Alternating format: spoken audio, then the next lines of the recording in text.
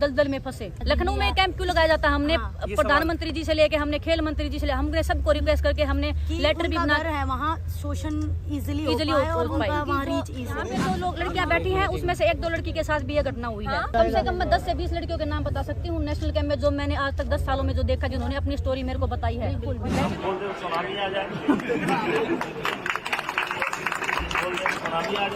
अध्यक्ष जी को अपने अध्यक्ष पद से इस्तीफा दे देना चाहिए, इस विषय में आपकी क्या राय है? बिल्कुल नहीं देना चाहिए। क्यों देना चाहिए? हम नहीं चाहते कि मेरे को आज कुश्ती खत्म कर दो, भगवान की दया से मेरे पास घर है, खाने को रोटी है, लेकिन मैं नहीं चाहती कि हमारी आने वाली जनरेशन इस दर्द से गुजरे या इस दौर से गुजरे, इस दलदल में फंसे। नमस्कार, न्यूज़ 9 नेटवर्क आप देख रहे हैं। देश और दुनिया की तमाम छोटी और बड़ी खबरों से आपको रूबरू कराएंगे, लेकिन उससे पहले इस विशेष रिपोर्ट को देखिए। भारतीय कुश्ती महासंघ यानी WFI के अध्यक्ष और गोंडा से भाजपा सांसद ब्रजभूषण शरण सिंह के ऊपर लगे आरोपों का मामला और उनके खिलाफ जंतर मंतर पर चल रहा धरने का मामला तूल पकड़ता जा रहा है। जहां इस मामले में विपक्ष भाजपा को आड़े हाथी ले रहा है, वहीं अभी तक इस मामले में उत्तर प्रदेश के मुख्यमंत्री और देश के प्रधानमंत्री की कोई भी प्रतिक्रिया न आना विपक्ष के लिए मसाला बनता जा रहा है। हालांकि इस मामले में अब सांसद के समर्थक भी सांसद के पक्ष में अपनी अपनी प्रतिक्रिया देना शुरू कर दिए हैं। ऐसे में बलिया निवासी एक युवक ने अपनी प्रतिक्रिया दी है। इस युवक का नाम अभिषेक सिंह गोलू है। पहले अभिषेक सिंह की आपको बात सुनवाते हैं, फिर पूरी कहानी आपको बताते हैं। जी, मैं अभिषेक सिंह गोलू मूल रूप से बलिया का निवासी हूँ। अच्छा, ये जो WFI के जो अध्यक्ष हैं ब्रजभूषण सिंह, उन पे जो आरोप लग रहे हैं, उन्हें आप किस नज़रिए से देखते हैं? जो WFI के अध्यक्ष महोदय हैं, माननीय सांसद श्री ब्रजभूषण शरण सिंह जी, इन पे जो आरोप लगा है वो निराधार है, षड्यंत्र के तहत है और एकदम ये झूठा आरोप है। आरोप लग रहे हैं उन पे यौन शोषण का, तो आपका क्या विचार इस संबंध में? यौन शोषण का आरोप अगर लग रहा है तो यौन शोषण का आरोप लगाने वाले लोगों को सामने आना चाहिए।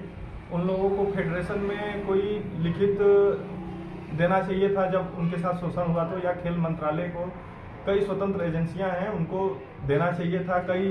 कई सरकार के ऐसे विभाग हैं जहां वो अपने शिकायत को दर्ज करा सकते थे, लेकिन यह यौन शोषण की जो बात की जा रही है इसमें बहुत बड़ा षड्यंत्र है। इसमें माननीय सांसद जी को झूठा फंसाया जा रहा है।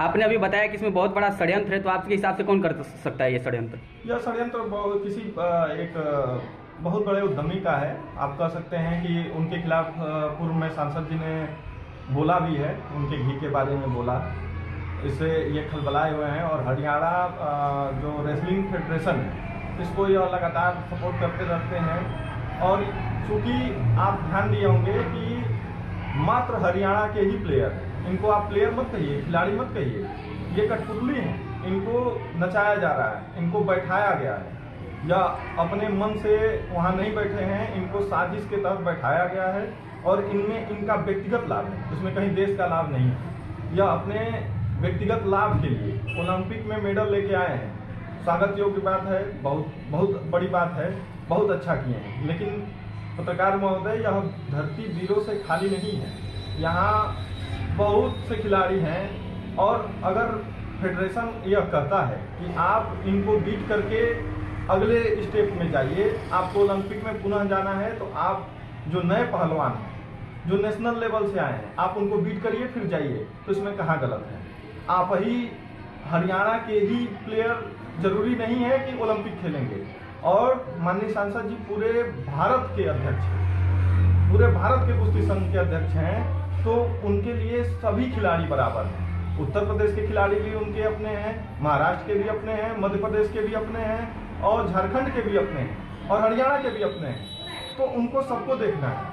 अच्छा, लगातार जो है कि बातें आ रही हैं कि अध्यक्ष जी को अपने अध्यक्ष पद से इस्तीफा दे देना चाहिए, इस विषय में आपकी क्या राय है? बिल्कुल नहीं देना चाहिए। क्यों देना चाहिए? अच्छा, एक बात और बताइए कि जो भी मामले हुए हैं उसमें अब आप क्या चाहते हैं, क्या होना चाहिए आपके हिसाब से? उसमें अगर इन लोगों की मांग है कि यौन शोषण का जांच होना चाहिए, तो जांच हो जानी चाहिए, जांच कराएं, लेकिन जिनके इशारे पे हो रहा है उनका भी पर्दाफाश होना चाहिए। क्योंकि मैं बलिया का निवासी हूँ और हमारे यहाँ से हम लोगों के परम पूज्य, हम लोगों के आदर्श स्वर्गीय चंद्रशेखर जी कहा करते थे कि सरकार बंदूक के नोक पे नहीं चलती है, और सरकार को भी ये अधिकार नहीं है कि किसी की आवाज़ को बंदूक के नोक पे दबा दी जाए। इसलिए इन लोगों का आरोप है, जांच हो जाए, दूध का दूध पानी का पानी हो जाएगा। लेकिन इस पूरे षड्यंत्र के पीछे, जो पर्दे के पीछे जो व्यक्ति है, उसका भी खुलासा होना अति आवश्यक है।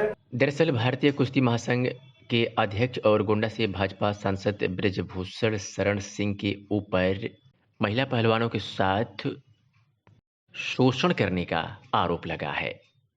इस मामले में हरियाणा के 6 खिलाड़ियों ने कल शुरू होने वाले नेशनल ओपन रेसलिंग चैंपियनशिप का बायकॉट किया है। सोनीपत से आए एक खिलाड़ी ने कहा कि हम लोगों ने चैंपियनशिप का बायकॉट कर दिया क्योंकि हमारे सीनियर धरने पर बैठे हैं। ऐसे में हम यहाँ क्या करेंगे?